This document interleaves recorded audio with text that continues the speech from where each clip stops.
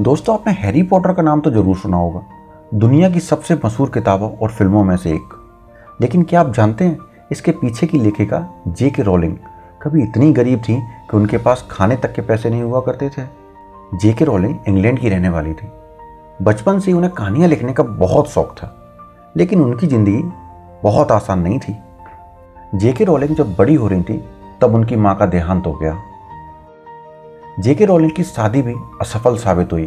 उनका बहुत जल्दी तलाक हो गया और कुछ समय के बाद वो एक माँ बनी और उन्हें अपनी बेटी की देखभाल अकेले ही करनी पड़ी।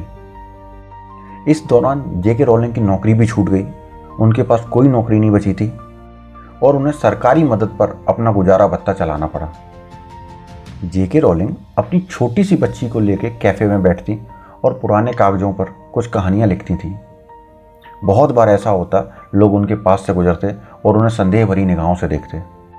आखिर ये औरत पुराने कागजों पर क्या लिख रही है? धीरे धीरे समय बीतता गया। आखिरकार उन्होंने हैरी पॉटर की पहली किताब लिख ली।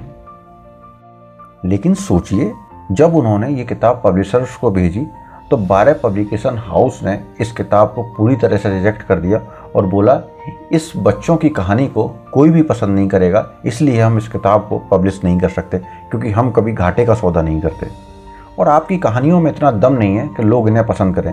ये महज छोटे बच्चों की कहानियाँ जैसी लगती हैं, जिन्हें बहुत कम लोग पसंद करते हैं या तो फिर बिल्कुल पसंद नहीं करते हैं, इसलिए हम आपकी कहानी पब्लिश नहीं कर सकते। ऐसा कहकर उन्हें पब्लिशर्स लौटाल देते थे। लेकिन रोलिंग जानती थी कि उनकी कहानियों में दम है। एक ना एक दिन उनकी कहानियाँ किसी ना किसी पब्लिशर्स को जरूर पसंद आएंगी और वो इन्हें पब्लिश करेगा। आखिर तक रोलिंग ने हार नहीं मानी। उन्होंने फिर कोशिश की और 13वें प्रकाशक के पास अपनी किताब लेकर पहुंच गई और 13वें प्रकाशक को रोलिंग की कहानियों में दम लगा और उसने ये किताब पब्लिश कर दी। और उसके बाद जो हुआ वह तो इतिहास ही बन गया।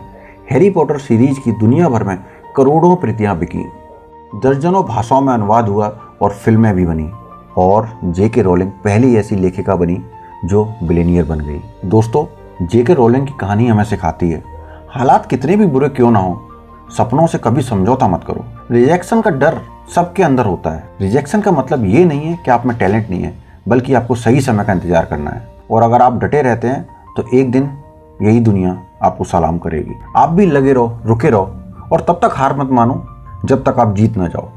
जीतने की जिद ही है जो आदमी को आगे बढ़ाती है। फिर मिलता हूँ आपसे किसी नए वीडियो में।